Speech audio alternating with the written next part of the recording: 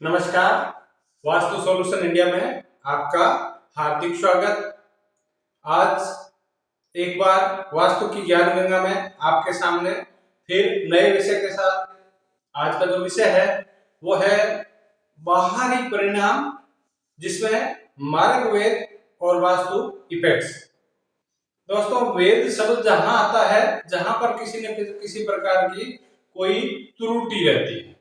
वास्तु में बाहरी जो वातावरण होता है हमारे प्लॉट के चारों तरफ का, चाहे वो प्राकृतिक वातावरण हो, चाहे वो सड़क हो, चाहे मानव निर्मित हो, किसी न किसी प्रकार का अगर त्रुटिपूर्ण है तो वो वेद कहलाए। वो वेद हमारे जीवन में किस प्रकार से अपना प्रभाव रखता है, इस विषय में चर्चा कर रहे हैं। चर्चा से पहले आपसे एक अनुरोध कर लेता हूं कि मेरे YouTube channel vastu solution India को सब्सक्राइब करना ना भूलिएगा। चैनल को सब्सक्राइब कीजिए और इस वास्तु की ज्ञान गंगा में भागीदार बनिए। आपको एवरीडे के अपडेट्स मिलते रहे। मार्ग वेद यानी कि किस प्रकार से मार्ग का, यानी राजमार्ग हो या जो सड़क कहते हैं, रोड कहते हैं, पगडंडी कहते हैं, जो भी हमारे भूखंड तक हमें लाने का सुगम रास्ता होता है, उसमें अगर किसी भी प्रकार का कोई दोष होता है तो उसको बाहरी परिणामों में शामिल किया जाता है और वो बाहरी परिणाम हमारे भूखंड को बहुत ज्यादा प्रभावित करते हैं। मार्ग वेद दो प्रकार के होते हैं। एक होता है टी दोष।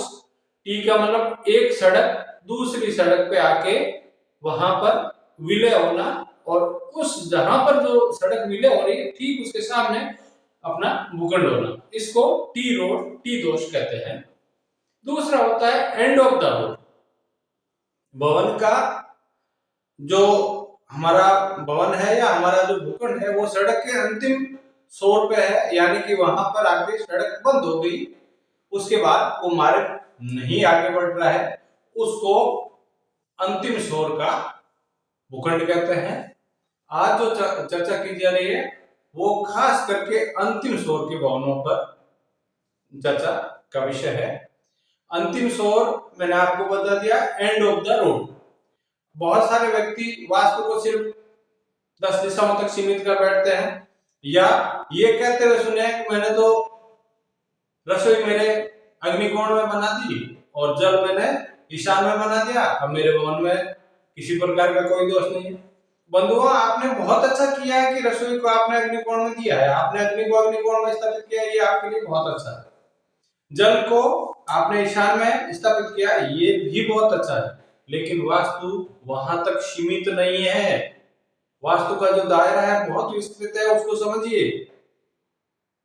अंतिम छोर का मतलब हुआ कि अगर आप सूदखोरी के चक्कर में फंस गए तो जीवन में कोई व्यक्ति आपकी हेल्प नहीं कर पाएगा। जीवन में कोई व्यक्ति आपको उस ब्याज से या सूदखोरी के चंगल से नहीं निकाल पाएगा। सबसे पहला इफेक्ट है बैड इफेक्ट्स। केतु के प्रभाव सूदखोरी तक सीमित नहीं रहते हैं। केतु पुरुषों में 3 के आंकड़े से आगे बढ़ने ही नहीं देता है। इसके साथ वो भवन या वो भूखंड बहुत बार खंडर के रूप में भी कन्वर्ट हो जाता है। इसके लिए आपको आपके मैप को बहुत विस्तृत रूप से समझना पड़ेगा कि बहुत ऐसी जगह होती है वहां पर पगडंडी आगे या रास्ता आगे या राजमार्ग आगे भूखंड के अंदर तक चला जाता है या वहां पर आके सीमित हो जाता है। अब ये भी बात मायने रखती है कि आपका भूखंड किस दिशा में है। जिस डायरेक्शन का भूखंड है और अंतिम छोर का है, आपके वही ग्रह आपको विपरीत परिणाम देंगे। इसलिए जब भी भूखंड खरीदे या परचेज करें तो कम से कम बाहरी वातावरण को अवश्य देखें। भूखंड में सिर्फ और सिर्फ आपका अधिकार नहीं है, वहां पर आपकी पीढ़ी रह रही है। सेकंड, आपको ये बता दूं कि भूखंड चाहे कॉमर्शियल हो, चाहे रेजिडेंशियल हो या सेमी रेजिडेंशियल और सेमी कॉमर्शियल हो, प्रभाव पड़ेंगे बाहरी वातावरण का। बहुत ज्यादा इन्वॉल्वमेंट होता है हमारी लाइफ में, और वास्तु में खास करके मार्ग वेद का बहुत ज्यादा प्रभाव होता है। तो भूखंड को खरीदने से पूर्व एक बार वास्तु अवश्य देखें।